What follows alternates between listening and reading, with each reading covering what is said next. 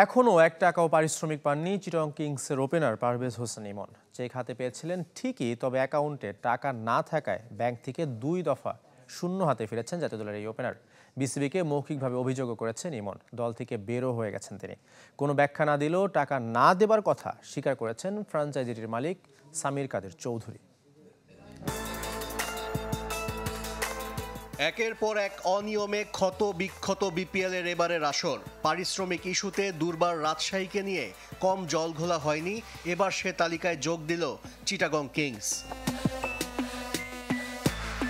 চট্টগ্রাম পর্ব শেষ করে ঢাকায় এসেছে বন্দরনগরীর ফ্র্যাঞ্চাইজিটি। তবে দলের সঙ্গী হননি ওপেনার পারভেজ হোসেন ইমন। চ্যানেল 24-এর কাছে জানিয়েছেন এখনও 1 টাকাও পারিশ্রমিক পাননি জাতীয় দলের এই ক্রিকেটার। বুধবার 25% পারিশ্রমিকের চেক পেয়েছিলেন, তবে পরপর 2 দিন ব্যাংকে গিয়ে শূন্য হাতে ফিরে এসেছেন। 2 দফা চেক বাউন্স করায় হতাশ পারভেজ ইমন।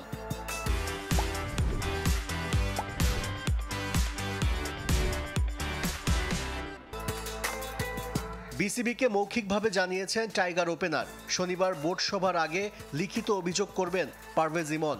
টাকা না পেলে চিটাগংয়ের হয়ে বাকি ম্যাচগুলো খেলতে রাজি নন জাতীয় দলের এই ক্রিকেটার। তবে চ্যাম্পিয়ন্স ট্রফির জন্য ব্যক্তিগত অনুশীলন চালিয়ে যাবেন। এক ক্রিকেটারের পারিশ্রমিক না দেবার কথা স্বীকার করলেও নাম প্রকাশ করতে চান না কিংসের কর্ণধার সামির কাদের চৌধুরী। কেন দেয়া হয়নি তারও কোনো ব্যাখ্যা নেই তার কাছে। আমি শুনেছি যেমন পারভেজ ইমন আছে, আলিস আছে, যে তার পেমেন্ট 1 টাকাও পেমেন্ট পায়নি। একটা আছে ওখানে নাম বাস। কে পায়নি একটু বলতে পারেন কি? না, আমি এগুলো এখন আলাপ করতে যাচ্ছি না ভাইয়া। আপনি শিগগিরই খবর পাবেন ইনশাল্লাহ।